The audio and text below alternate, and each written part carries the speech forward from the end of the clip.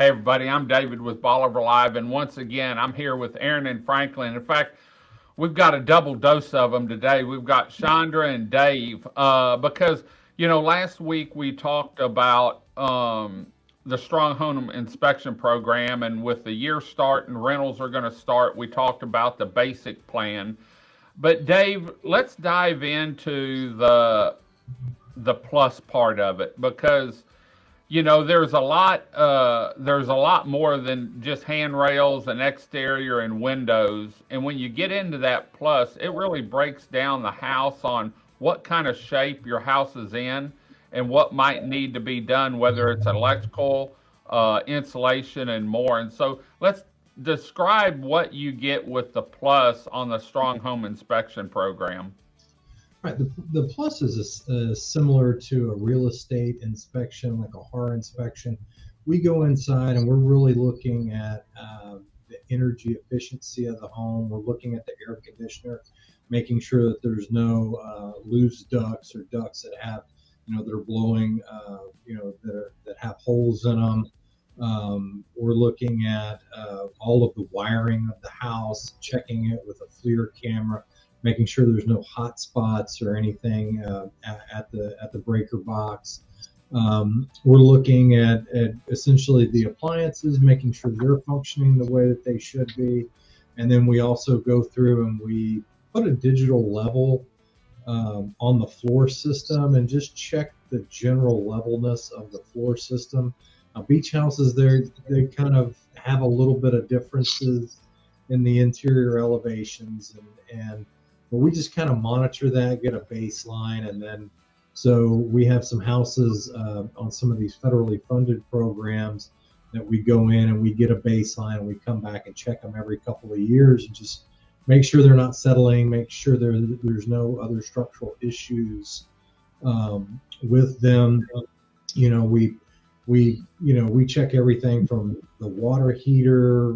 We check all the insulation, make sure that when they put the insulation in it, that was covered, or if somebody came and worked, that they didn't move some of it, so there's just a lot of things that we're looking at on the interior of the house. We look at all the water, make sure we take a FLIR camera and make sure we don't see any water drips behind walls and things like that. A lot of times, a contractor, you'll be in there and a guy will shoot a nail and 3 years, it hits a water line, and 3 years later it starts to leak. Yeah. So, we've seen that. Couldn't tell you how many times. So, after when you go in and do work on a home, say that they're doing handrails or something, replacing them maybe.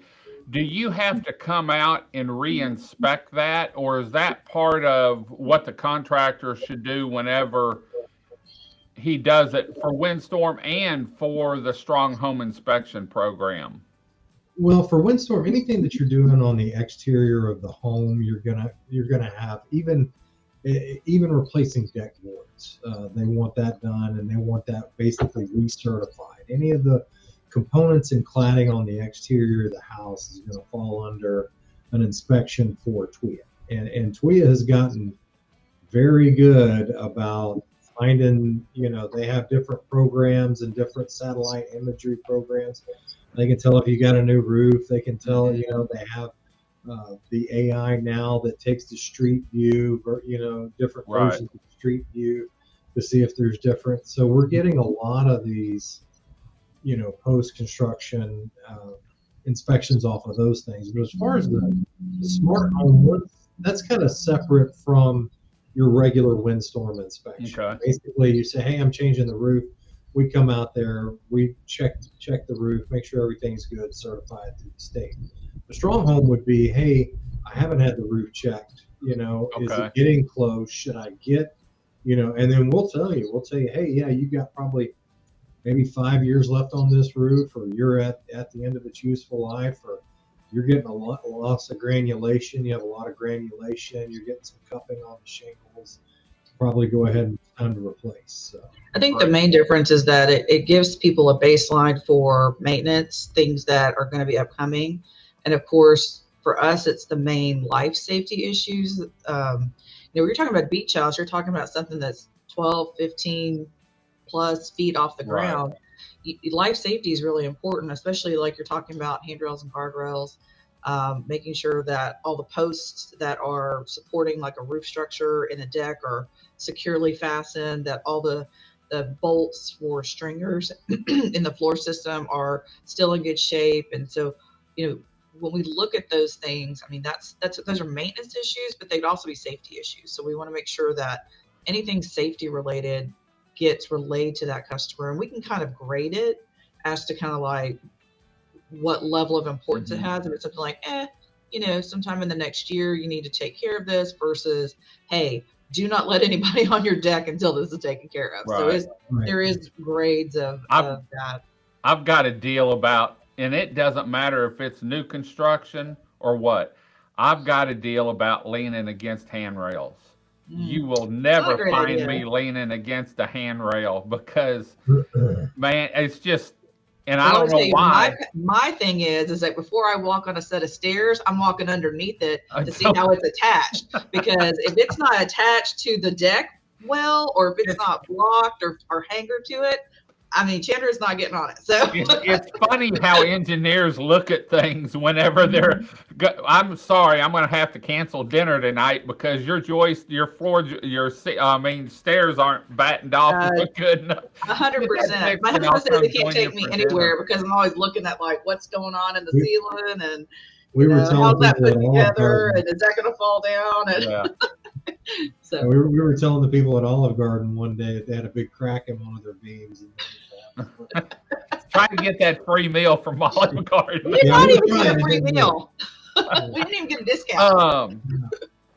The program that we're talking about right now, insurance doesn't give you discounts like for driver's ed and stuff. But is that something that could come in the future with an inspection program like this?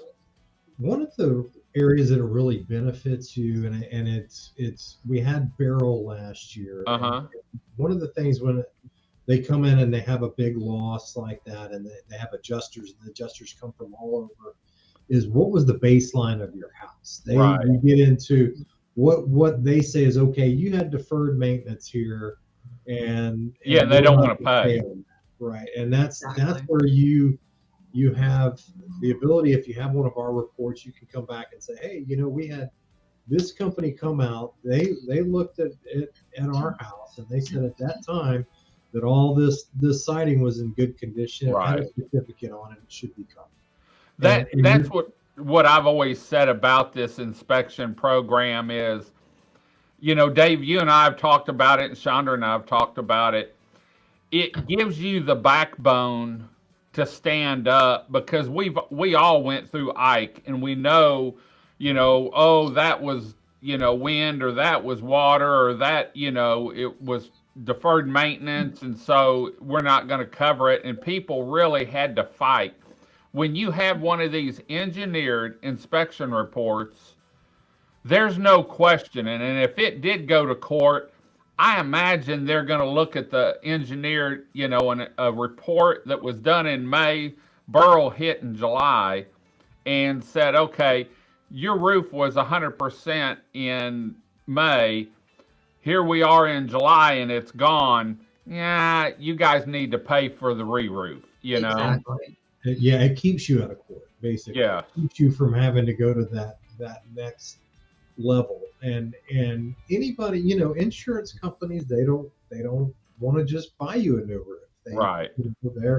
They're gonna have some resistance there. So the more things that you have in a report like that will say, hey, the house was in good condition before, this is the damage we're seeing now, it wasn't deferred maintenance, you need to go ahead and write this as a loss on whatever. Just one more arrow in your quiver to fight against those claims. In the weather that we're having down here, I mean, a tornado at Christmas time, knock on wood, we haven't had the hailstorm, but they're talking about, I was talking to Eric Graves yesterday, and he said, David, we were talking about upcoming hurricane season. He said, man, we have to get through spring first. I don't think it's going to affect us, but I think that central area, northern Louisiana, Arkansas, southern Missouri, Oklahoma, Kansas, Mississippi, I really think they're going to see more tornadoes and more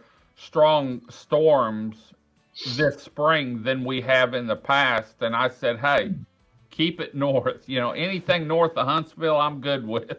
Right.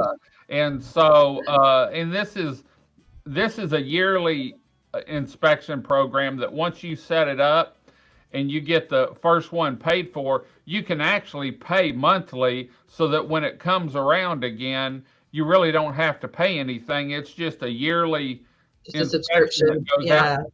And Yeah, after the especially first if you one, have a rental. you can set it on a recurring type subscription service, Mhm. just like you pay for any kind of maintenance on your home, Right. whether that's a pest inspection or anything else like that. I mean, it just becomes kind of part of your regular yearly maintenance on your home, and it gives you that peace of mind that somebody's coming out to look at that. It also, if there is another storm, and it puts you at the top of our list for Right. going out and And assessing assessing it. what's happened and identify the things that you know you may need to address immediately to address life safety concerns or other damages that there may even be things that you don't even see that we see that you can put Right. into your claim to your insurance company. So Is this something that does the program change? Like, do you add more things to it, or is it pretty well set? With different building codes coming around and different products being used, does the inspection process change that much, or is it pretty well the same every year? It's pretty much remained Is it? consistent. We do look at we look at a lot of products that come through, and everybody's always looking for that next product, and so we're very familiar with a lot of these. They call them kind of exotic products, but just Okay. things that are not the normal hardy siding or Right. composition shingles. But so we do have a familiarity. Like when we're looking at, let's just say you're looking at a tile roof. What do you need to look at when you're looking at that? A lot of home inspectors, they have it. They may have some general guidelines, but like we've sat there and watched hundreds of tile roofs and put on, certify them through the state. We know what they're supposed to look like before, during, and after. So and that's kind of one of the things is if you have new products or products that we're not just looking at them. We've seen them installed. We've talked to the manufacturers. We know all the details on them forward to back. So one of the interesting things that we've seen a lot of in the last few years that's kind of changed is the installation of solar panels. Mm-hmm. And so as you start getting more people that are putting solar panels on a roof, you have to think about, okay, if we have a storm and say your roof is damaged or your solar panels are damaged, what does that mean for replacement of that roof? So there's, can I just take the solar panels off? Do I fix the roof and put the solar panels back on? How do I certify those things? I mean, it gets a little tricky because depending on if you have to change out components of the solar panel system versus just the roof system, Right. It makes difference. A lot of people are putting solar panels on a 20-year-old roof. Well, there's no longevity in that Right. roof. I would never recommend putting solar panels on an old roof. Right. I would only put solar panels. I wouldn't put solar panels on a roof anyway. But if I were going to put solar panels on a roof, Right. I would do it on a new roof so that you have a potential for not having to change that whole system out. Right.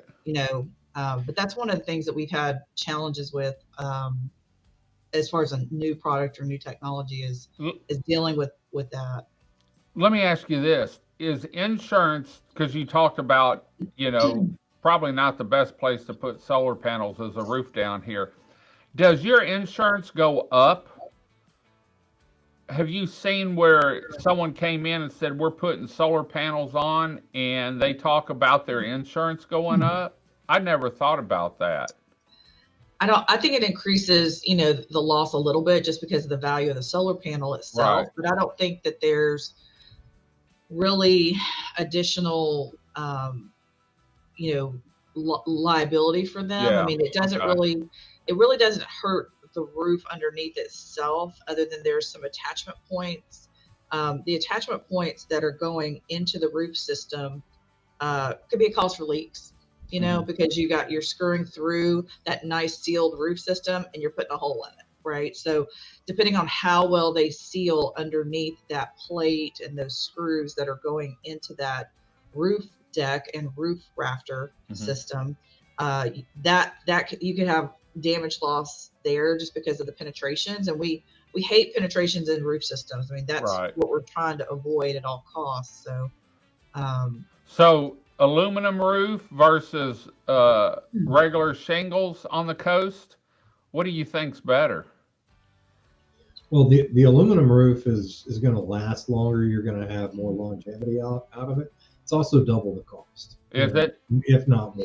Okay. Well, and the other problem is we get a hailstorm. You don't see it so much on a shingle roof. You see every little ding on those metal roofs. I didn't think about that. I was just wondering because, at one time, a lot of people were going to the sheathing the aluminum roofs, and now you don't see it. And I haven't seen any down here in a while.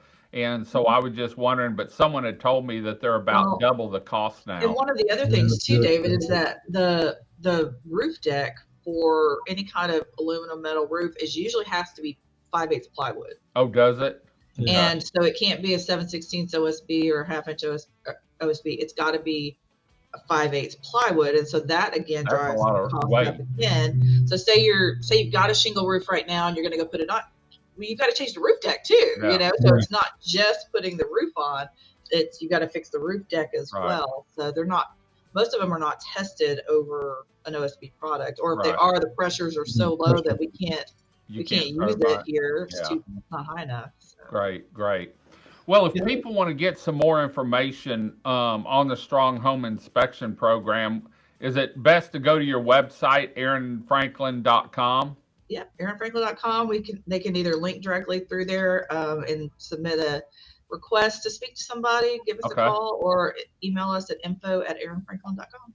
Great. Well, Dave, thanks for joining us. We're going to come back next week and we're going to talk about RV covers or RV ports here on Bolivar, but also in Galveston County. A lot of people have gone to those as a less expensive way of having a home down here or a weekend home. And so we're going to talk about the steps you can take to make sure you get those. Don't just throw them up. You're going to want to have some engineered drawings. So we're going to head on out. Until next time, I'm David with Bolivar Live. Y'all have a great day, great week. Come see us. God bless, and bye-bye. Video equipment is sponsored by Crystal Beach Decor and More, located at 1959 Highway 87 in Crystal Beach, Texas, and Beachy Beatnik Boutique and Jewelry, located at 970 Surfside and Highway 87 in Crystal Beach, Texas. Thank you to these two businesses for being our 2025 video equipment sponsor for Bolivar Live.